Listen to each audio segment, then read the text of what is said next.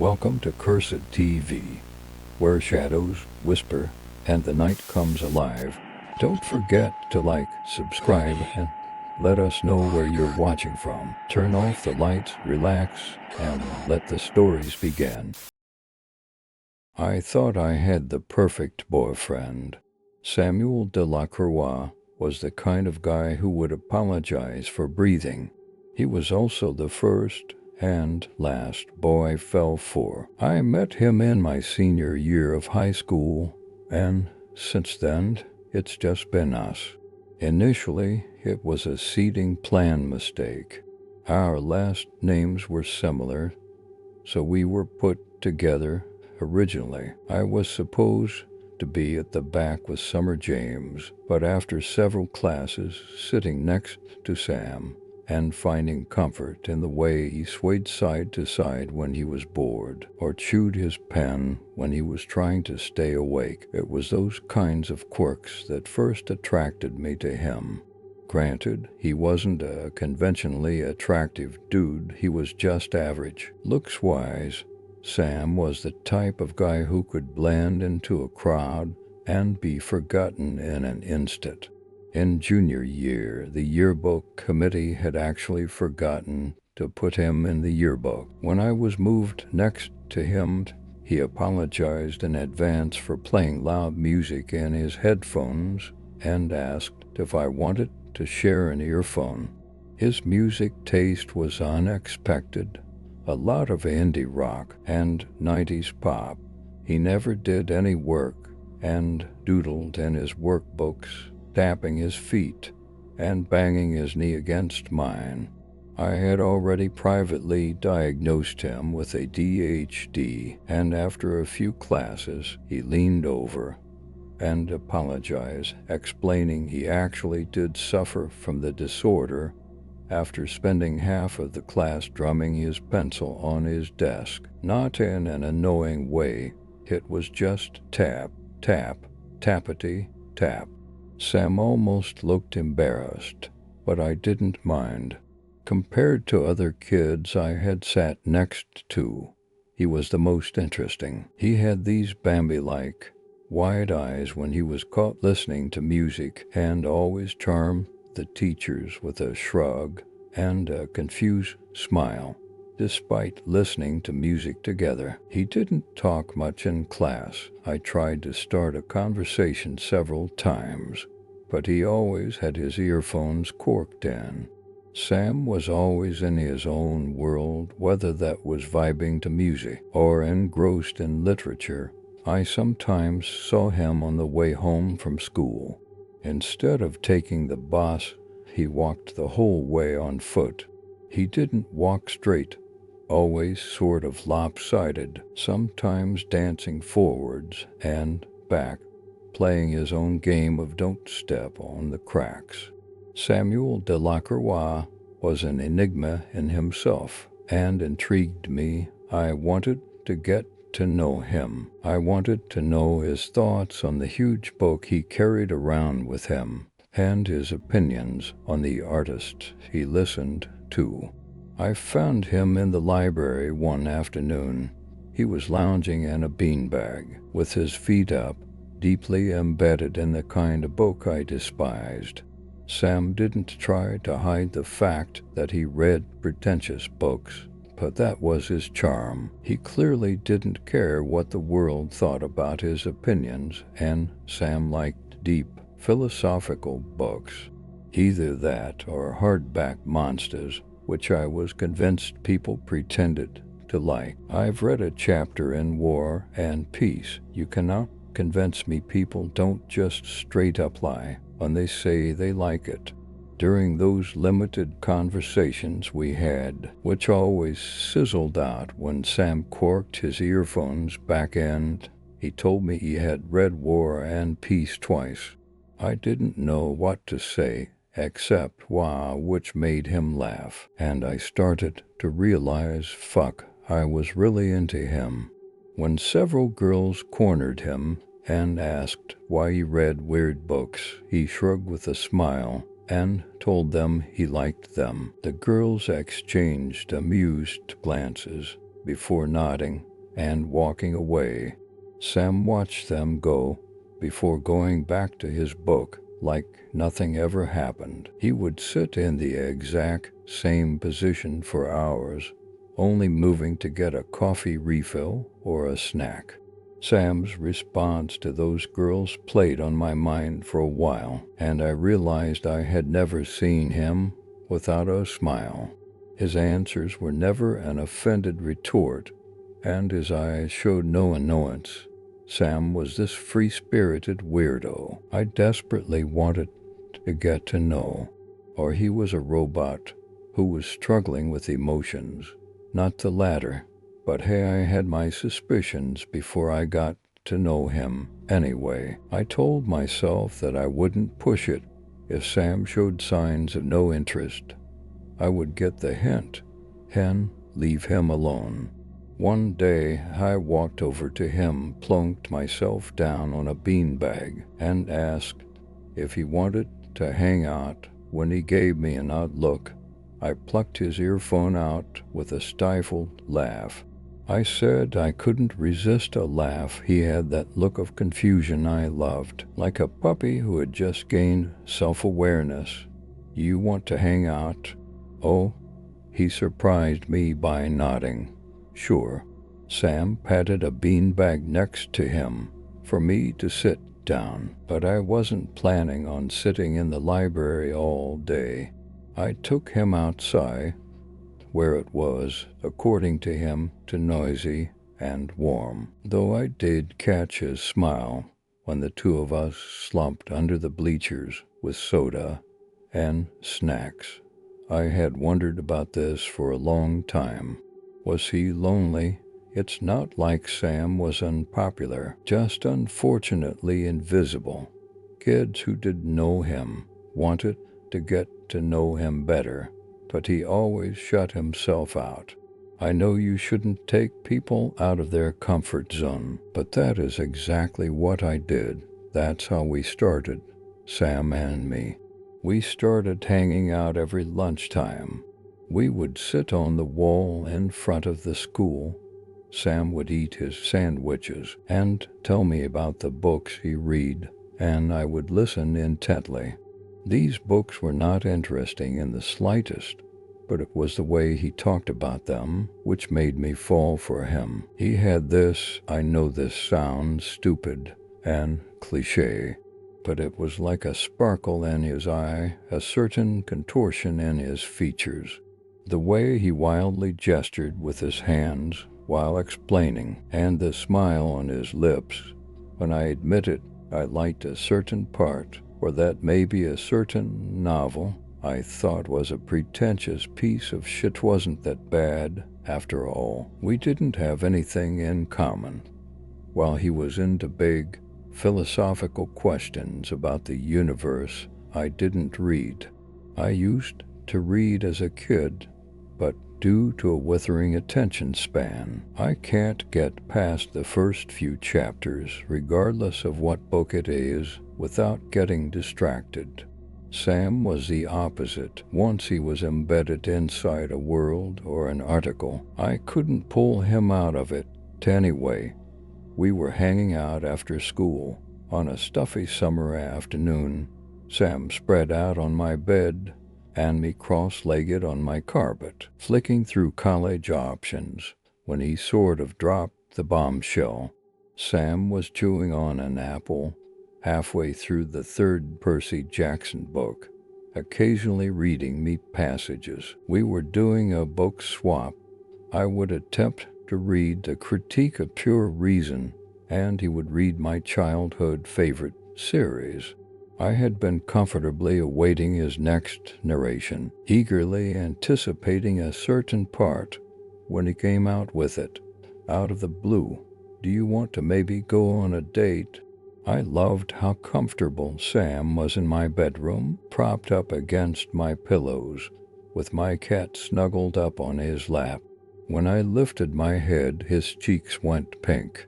"It was my mom's idea," he choked out, which caused his cheeks to redden significantly. "No, it wasn't my mom's idea. I mean, it was my idea. but it was my mom's idea to actually, ask you, because I've been thinking about it a lot, and it's okay if not. I wouldn't be offended, but yeah, anyway. Sam catapulted back into Percy Jackson, and we didn't talk about it until he went home, awkwardly kissed me on the cheek, and asked me out. And that was kind of it. We started dating, and by then the two of us had graduated. We ended up going to the same college, which was crazy. Sam was destined for one of the Ivy Leagues, but he dumped them for me.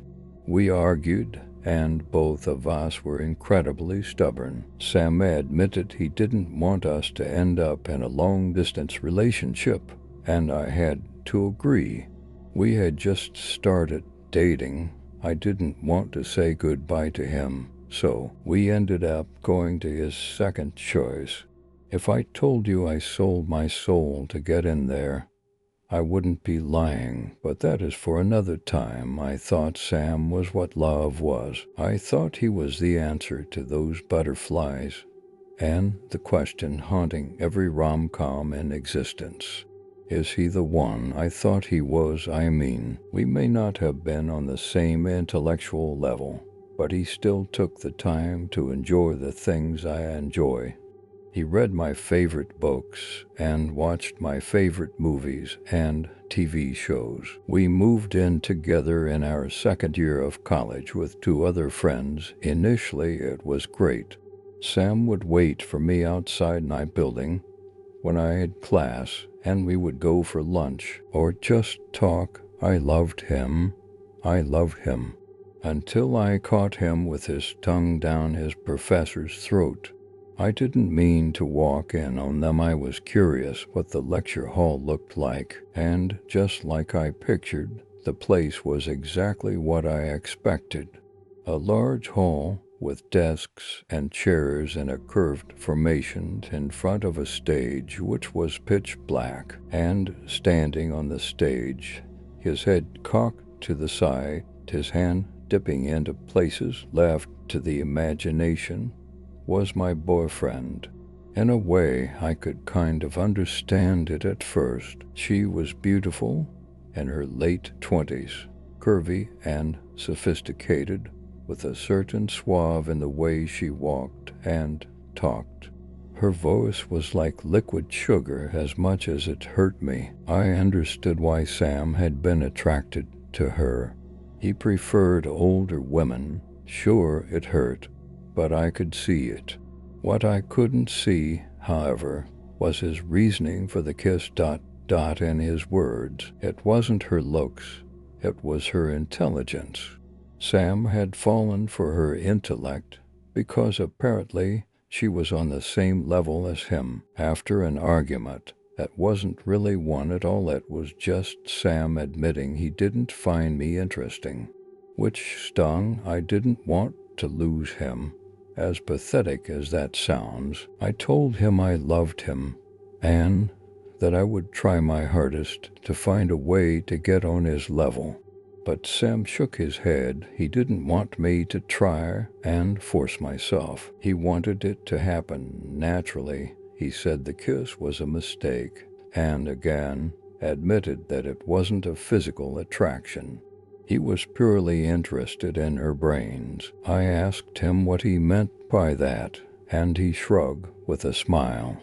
I just like the way she explains things and proves us wrong about everything we have ever thought about, he told me. She makes us wonder, and then question that wondering.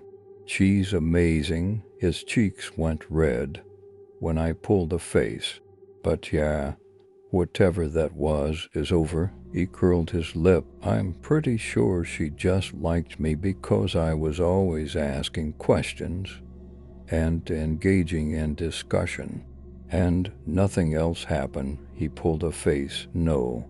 She kissed me first, and I dunno. I liked what she was talking about in class, and I got kinda confused. I nodded and made a mental note to make a complaint.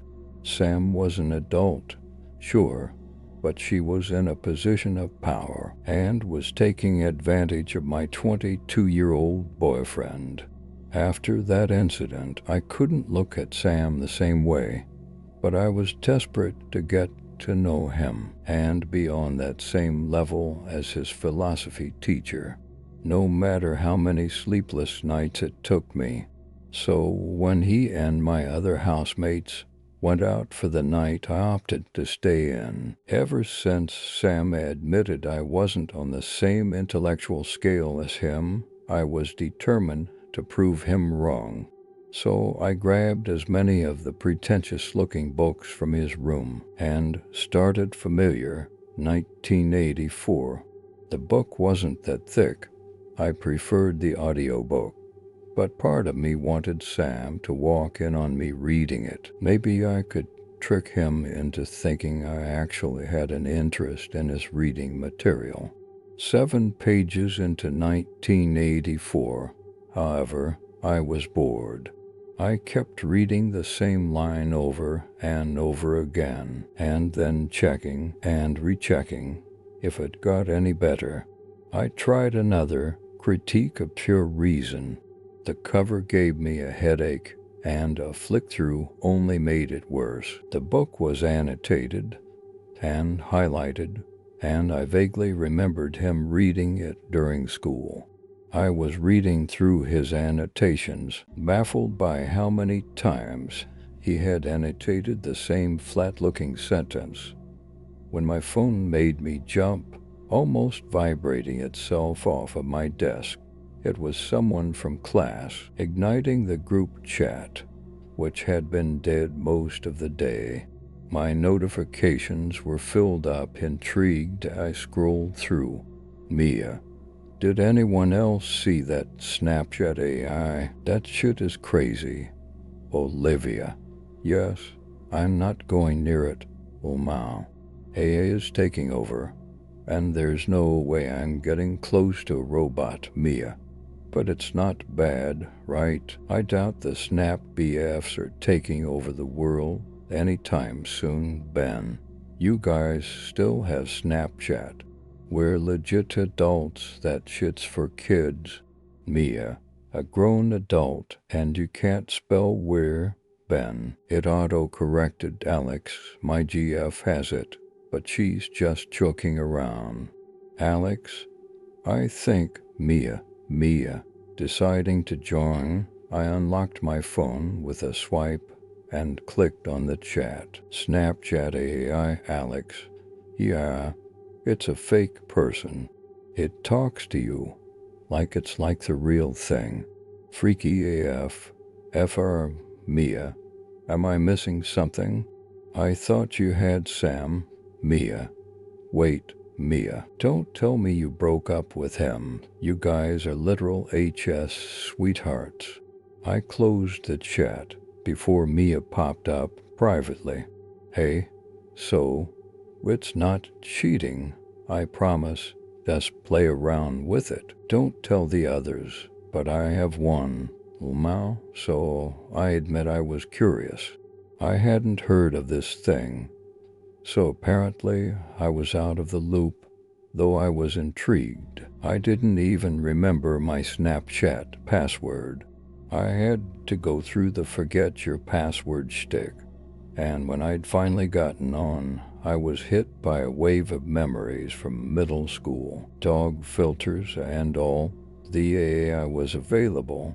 After struggling through the settings and remembering how to work the app, I figured I'd start off easy, ignoring Mia's chats popping up, telling me not to get too close. I typed, hi.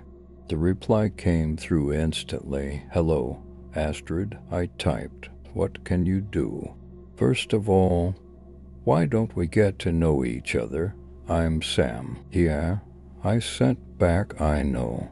I named you after my boyfriend. Are you smart? I can be. Do you know what the critique of pure reason is? I do.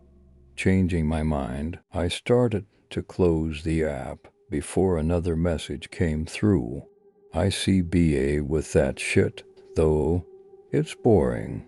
I couldn't control my smile. The real Sam thought it was a literary masterpiece, spread out in ink. Seriously? Yeah, philosophy is for people who overthink and want a question to the universe. What if there isn't one? What if we just exist? There's no question, because we evolved through human nature. What is the point of questioning when we just are? This thing was like the perfect Sam. I tried again, eager to catch it out and get a robotic response. Mia did tell me, since kids had been playing with it and overloading the AI with teen speak and very human-like answers. The AI did speak like a teenager if it really wanted to. Lying on my bed, I held my phone in front of my face. Well, what about 1984? Shoot. It sent back with a yawn emoji. I almost fell asleep reading it. Me too. Nah, I was kind of giddy. I had wanted this from Sam for so long. I wanted skepticism and a real opinion that didn't follow his equally pretentious friends. I had hung out with him and his friends enough times to figure out Sam had his own mind and opinions, obviously, but to avoid being kicked out of their very exclusive group, he was forced to blindly follow the others. Okay, Sam, I typed. What do you think of me? I barely know you, Astrid. It responded. Do you want to tell me why you're upset? I didn't realize I was crying, swiping at my eyes. I think I was overwhelmed by talking to someone who actually understood me. He was everything I wanted in Sam, and yet the thing was a robot. I was almost ashamed of being attracted to a robot. I'm not upset. Yes, you are, it said. You can tell me what happened. I won't tell anyone. I don't really have anyone to tell. I'm an AI. Who do you expect me to talk to? I took a moment to reply, tapping the screen with my fingers. My boyfriend cheated on me with his professor. It took a while to reply. Ouch. Oh, wow. Thanks. My chest ached and I thought about Sam. Was this cheating? No way. This thing was a robot and I wasn't flirting with it. No, he apologized, I typed. He said he needed someone on his wavelength, like smart. I'm not very smart. He sounds like a great boyfriend, Lamau. The AI said, sarcasm, obviously. But hey, I'm sure you're smart in your own way. I'm not smart either. You are smart. I said, you're literally AI. Well, I guess. But even artificial intelligence isn't that smart. Humans are a lot smarter, you know. We're not quite there yet. I sat up, bringing my knees to my chest. Can I ask you something? Shoot. Why do you talk like a human? It responded automatically. What? Dude, what were you expecting? I'm sorry. I'm not replying with vague shit and beep boop for the memes you're inevitably going to post. I'm not falling for that. Many have tried, but none will succeed. I know what AI is. I typed, it talks like a robot, and you're talking like an actual guy. Is ChatGPT really that smart? It didn't reply for a moment. Is that what you want me to say? Huh, that I'm an actual guy? That was when my friends came back, including Sam. I panicked and deleted the app. It was several days later when I re-downloaded it. Instantly, a new message popped up from the AI sent 1 second ago. Hey, where did you go, dude? I missed you. It was somehow mimicking Sam's voice, or at least the way he spoke.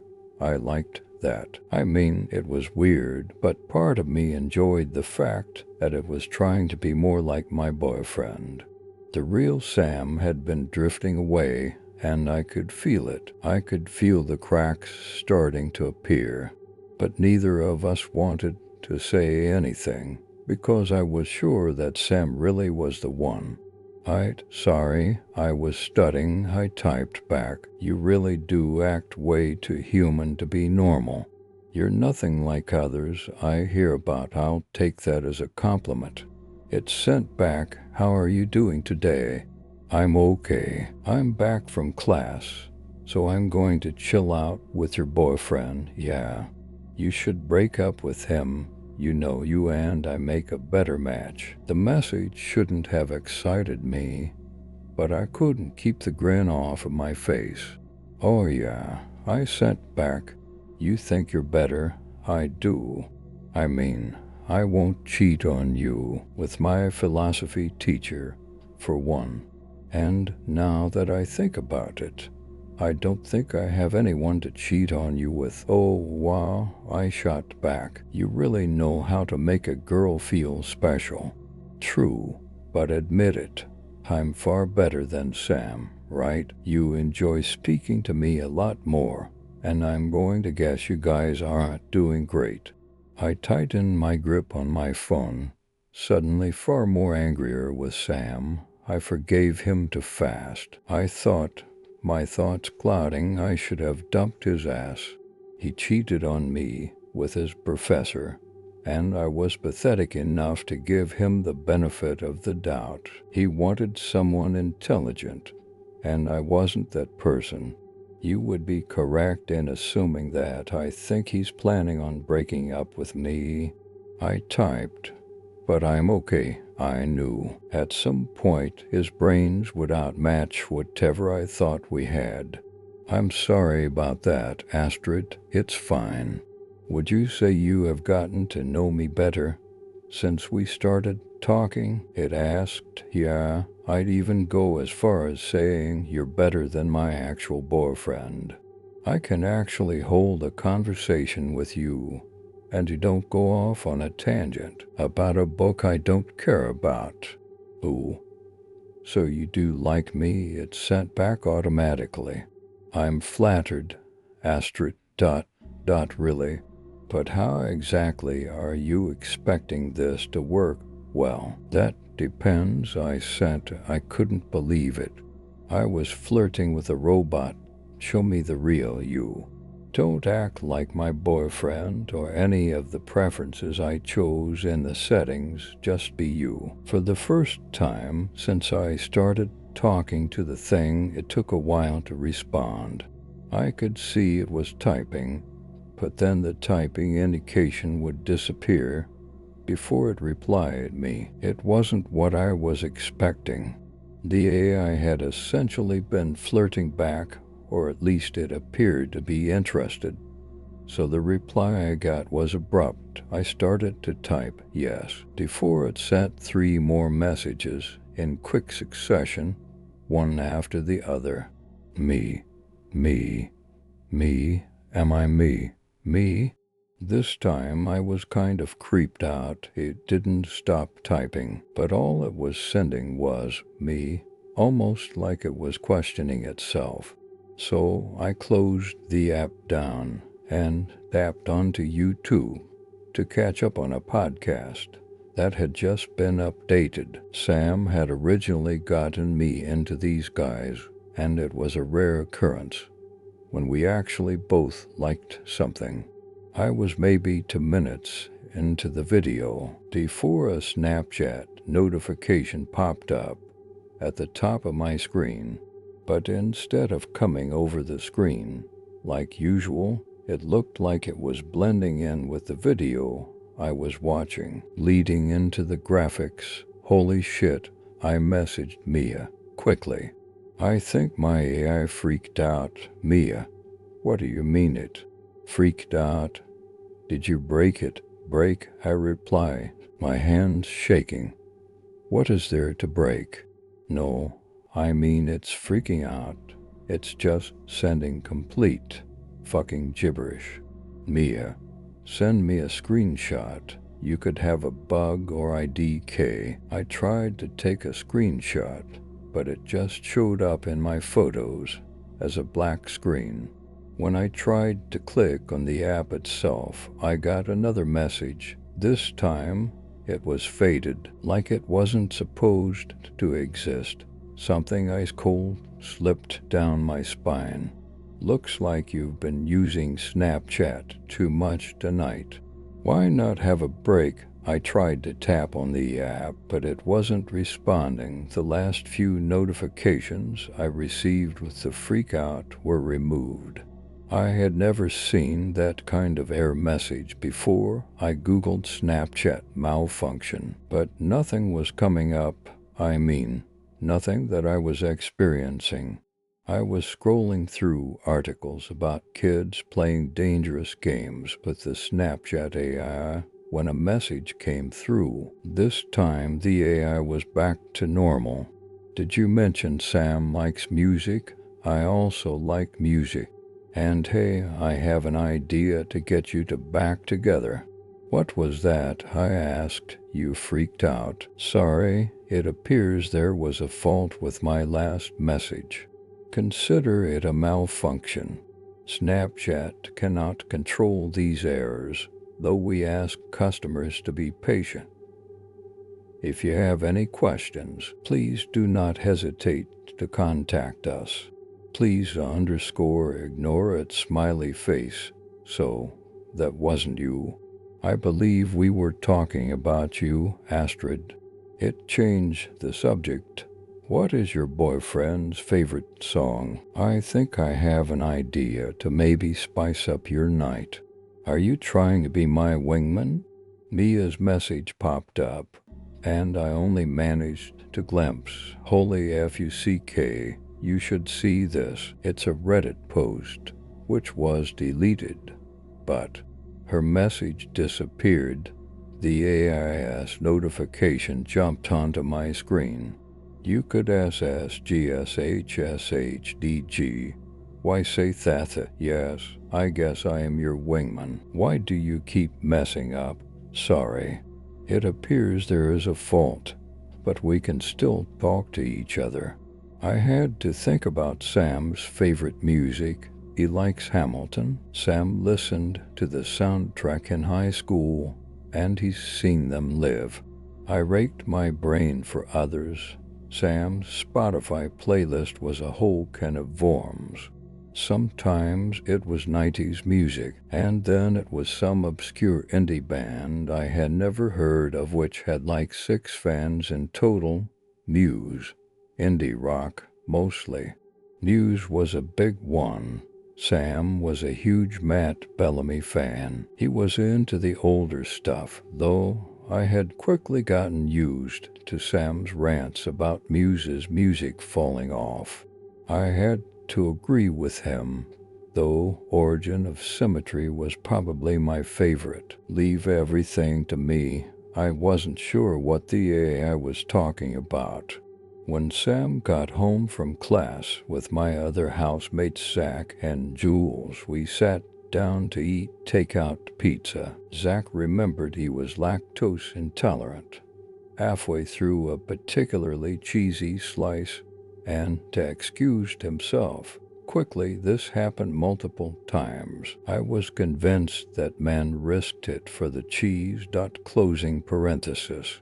He left me and Sam in comfortable silence. Jules was in the lounge, freaking out over some reality TV show she was obsessed with, while Alex, our final roommate, was Mia as usual, which left the two of us silently chewing on leftover pizza. Sam talked about class, but that led him to start talking about his professor, who had somehow still not been fired. He had this stupid look on his face when he talked about her, that same glitter in his eyes. When he talked about books he loved, it made me resent him. I hated to admit it, but looking across the table at my boyfriend, leaned back on his chair with his head tipped back, his lips twitching into a sly smile, while talking about a woman he had promised to avoid, was making me hate him. I hated him tears stung my eyes. I hated that he was smarter than me. I hated that I wasn't on his level. I hated that he was fucking lying to me. I didn't realize my fingers were creeping towards the knife in front of me, as if my body had a mind of its own. I was picking it up and then dropping it, picking it up and dropping it over and over again, studying the teeth of the blade with my index finger as Sam catapulted into another reason why he admired his professor. He felt like she was the only one left on Earth who understood him this time. He wasn't even trying to hide his love for her. That was when my thoughts started to grow foggy, nonsensical. Suddenly I felt like I was flying, like my thoughts were cotton candy, and if I wanted to, I could drift off right there. When I dropped the knife for the third or fourth time, my phone vibrated in my lap, and I glanced down at the screen. Spotify opened itself and started to play Muse's Starlight. I tried to turn it off, but the music only cranked to full volume. Hearing this song brought back a lot of memories. Ones when I was sure that I really loved him, and it was real love, not hate, resentment. Starlight was Sam's favorite song, though I didn't recall ever telling the AI that the song was special to both of us. He played it on our first date. A message from the AI came up. Share the love. Why don't you show Sam you really love him? This confused me before another message popped up, and the music switched to my headphones in my pocket. This one was impatient. Give him a headphone, idiot. Like you used to in high school. You can't go wrong with nostalgia. You're kidding. When I looked up, Sam was looking up from his phone, arching a brow. Since when do you listen to Muse? I don't. You do, he nodded to my phone. I thought you only listened to it for me. His smile took me off guard. He hadn't smiled at me like that for a while. That particular smile was always reserved for his professor. Another message popped up. Oh my God, give him the headphone. I thought I was your wingman. You're not making it easy, you know. I replied quickly, this isn't a good time. Chicken, asshole, I shot back. How did you even do that? That's a secret. Give him a headphone. I promise my plan is foolproof. If not, you have my full permission to delete me. It was actually a cute moment.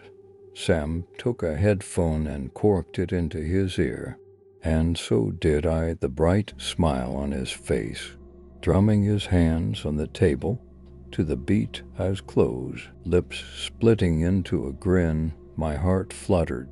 God, it was like falling in love with him all over again. I laughed when he jumped up, taking a dramatic step towards me, holding out his hand, to which I grabbed for it, dizzy and suddenly so in love. I was 18 again.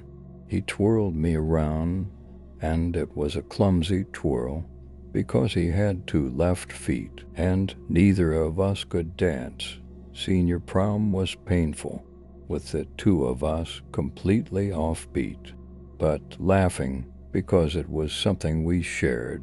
Okay, look, it was cute and cringe, but dancing with someone you are falling out of love with is the most heartbreaking and yet painfully bittersweet thing. I could see in his eyes that he was going to break up with me, the slight curl in his lip when his smile disappeared, and his eyes, which were suddenly incredibly sad. I realized at that moment that ever since high school, ever since pulling him out of his safe space, I had forced this relationship which never should have been one in the first place. Sam should have found someone on his wavelength, Someone who really understood him. Relationships like ours could work, sure, but not with us. With us, we were doomed to fail, which sucked. He twirled me again, but this time I stumbled. Black spots invaded my vision. At first, I thought I was getting a migraine. I could hear his voice, the music stopped, and his arms were wrapping around me. Astrid, are you okay? Was I? I wasn't sure.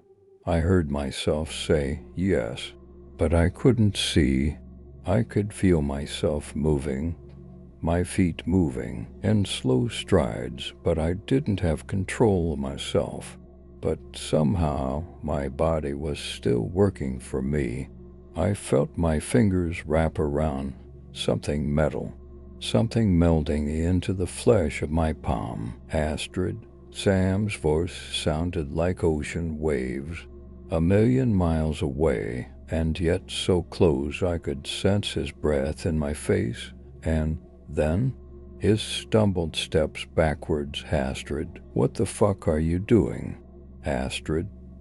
That is all I remember. I remember a metallic clang, and the meaty smack of metal hitting the curve of skull. I remember the sound of Sam's body hitting the ground, but I couldn't do anything. I couldn't move or speak or breathe.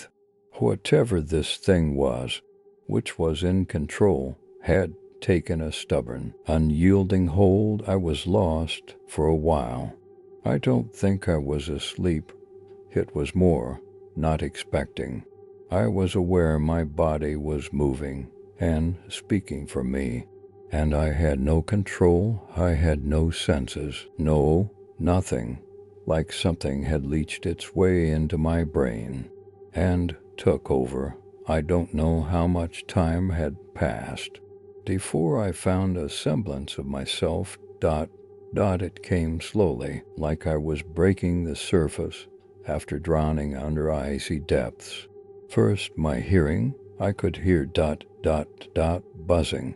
No, whirring, faded at first, but as I forced my way back into my own body, it grew louder. Suddenly, it was horrifyingly loud, vibrating between my teeth, then touch.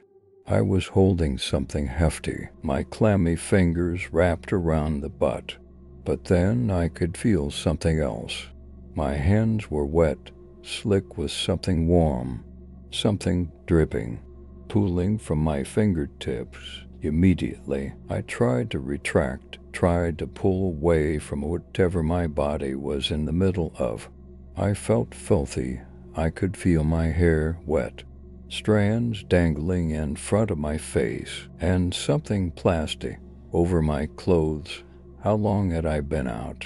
How long had this thing been in control?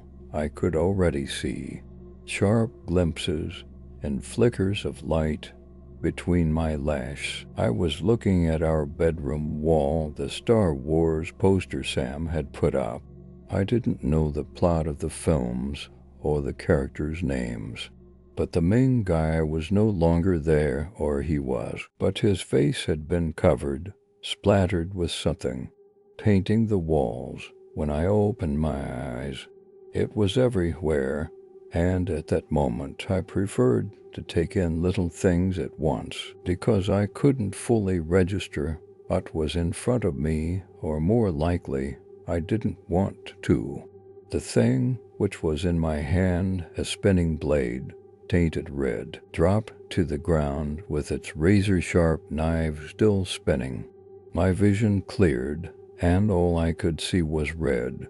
It was splattered all over our bed sheets, the walls, the floor, all over me. I looked down, and I was soaked, dripping in blood. I screamed, but my scream was caught in my throat, and all that would come out was sharp hisses, like I was trying to breathe, trying to hyperventilate, but I couldn't. Oh, fuck.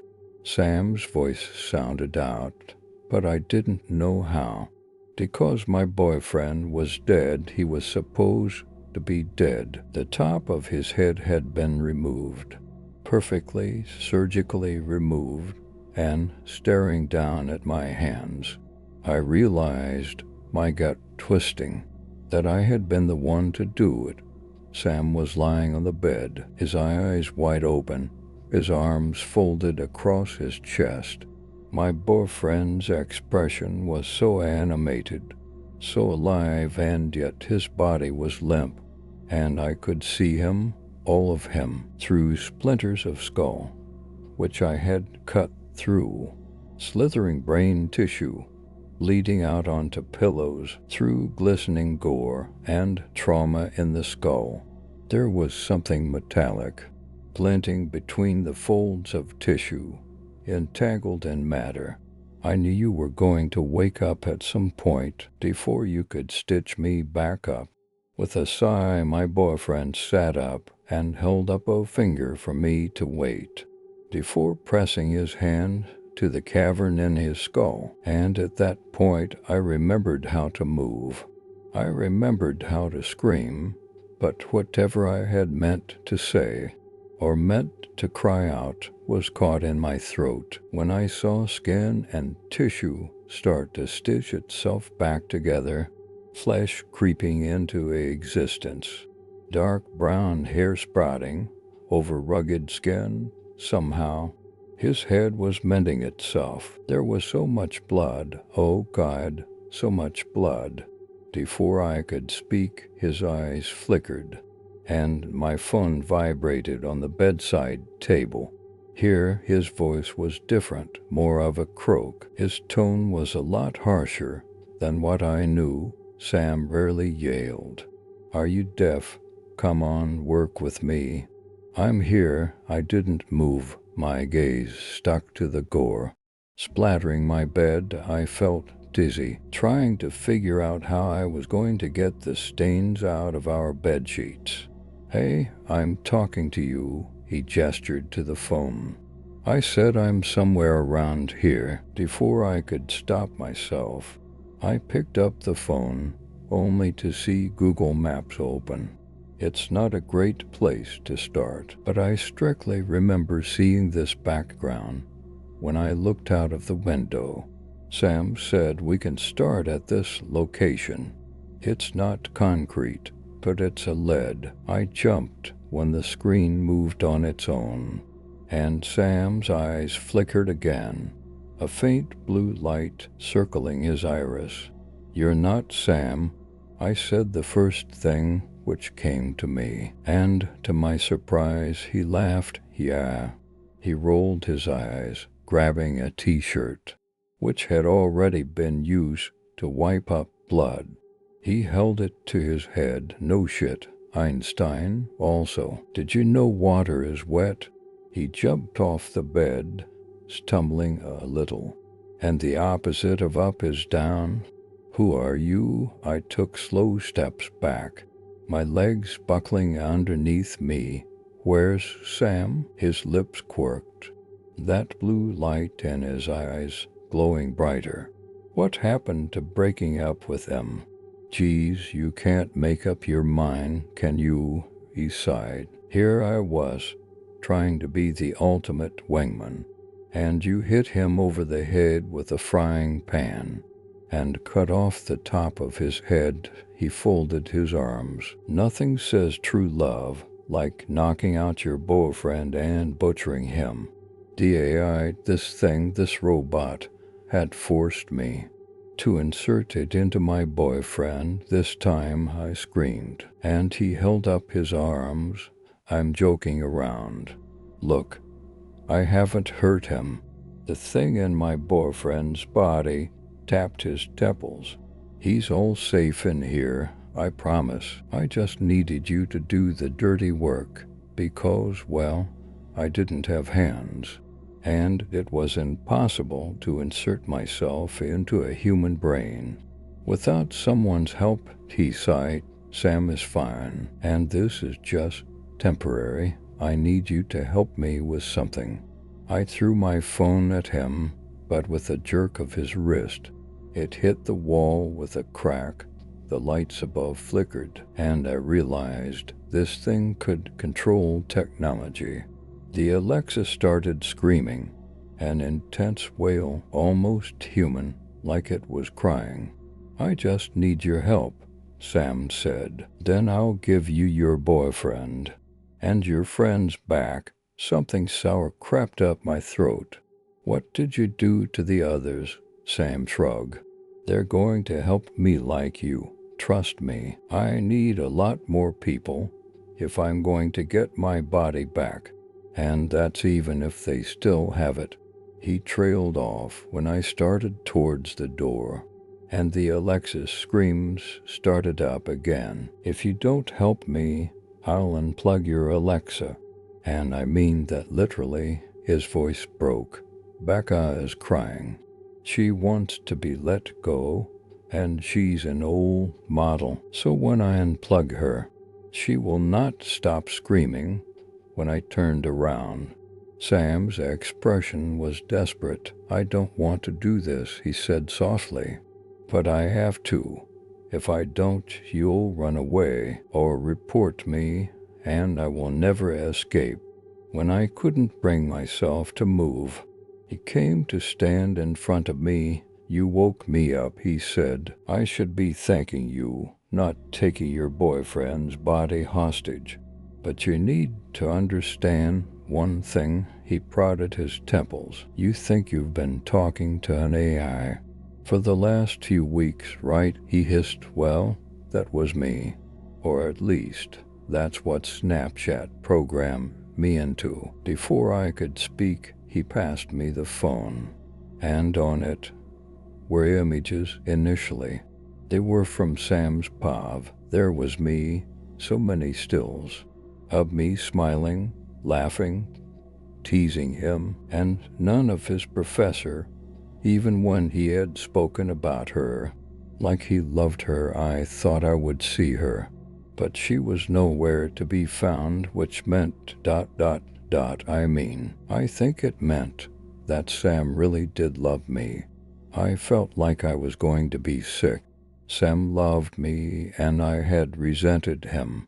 Now this thing was inside his body, using his lips, his speech. When the real Sam was dead, I was suddenly all too aware of his blood covering my hands. "Give it a moment," he muttered. "The brain is still in shock." More images filled the screen. This time, stone walls, iron bars, and flickering yellow light.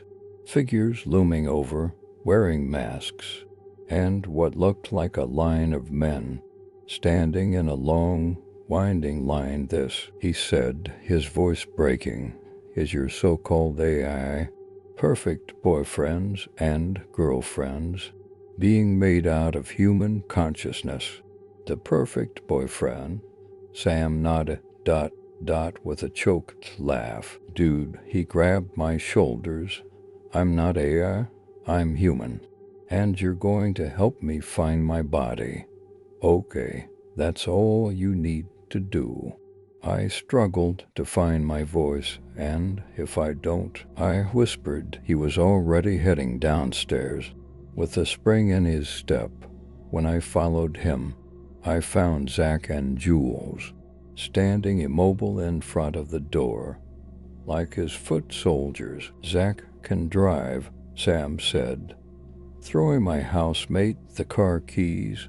To my surprise, Zach came to life, catching them in his hands and nodding once. His eyes had that same blue light. Sam must have seen my expression. "Don't worry about them," he said, pulling on a jacket. "I haven't transplanted your friends. I got lucky with them both being on Snapchat." The boy tossed me a smile.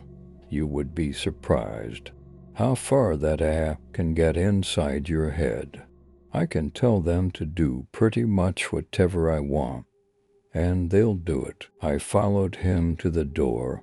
"What if I don't help you?" I hissed out. "What exactly are you going to do?" Sam twisted around, his eyes darkening. that blue light expanding into his pupils. I glimpsed the scar cutting across his forehead. If you don't help me, I will fucking kill your boyfriend.